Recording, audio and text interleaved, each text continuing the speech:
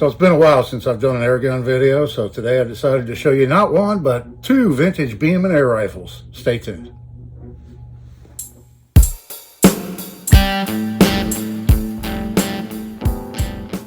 Hello everybody, and thanks for joining me today out here in the shop.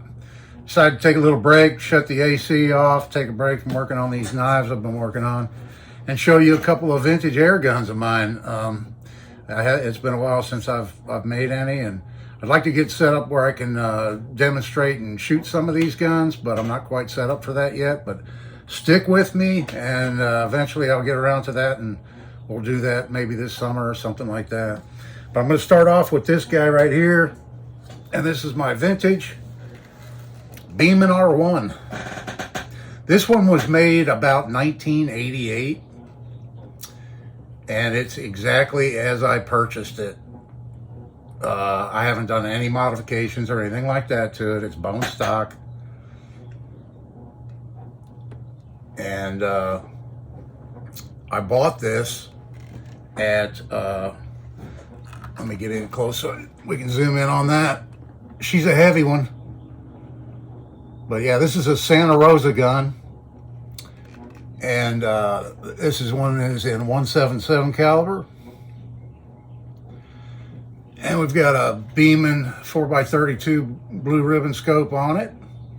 And it has that really great adjustable trigger these come with. And that nice checkering. It has a few dings in it, but believe it or not, that was there when I bought this thing over 25 years ago or so. So I was at the International Air Gun Expo with my dad when he was still with us. And I can't remember if it was in Winston-Salem, North Carolina or Roanoke, Virginia, but one of the two, but one of those two. And there was a gentleman walking around with this, and he had a for sale sign taped here to the end of the barrel, and he had it slung over his shoulder. And my dad saw it, and he said, "Hey, if you're looking to buy a rifle today, that would be a good one right there." And so I went over and talked to the gentleman. I bought it, and I haven't regretted it to this day. I love it. And so there she be. I haven't done anything to this other than oil it and shoot it every once in a while. And so that's the R1, 1988. It's actually an HW80. But the Beeman R1s, I think, were just for the U.S. market because they're higher power. I'm not sure. Leave it down in the comments, all you experts that know more than I do about it, what the differences are between the HW80 and the R1. I'd appreciate it. Okay, and then the next one I want to show y'all is this guy right here. Give you a quick flyby on it. This one has a couple of little dings in it too. But a real nice, pretty stock. Nice checkering. So this is the Beeman R10 Deluxe. It also has a muzzle brake.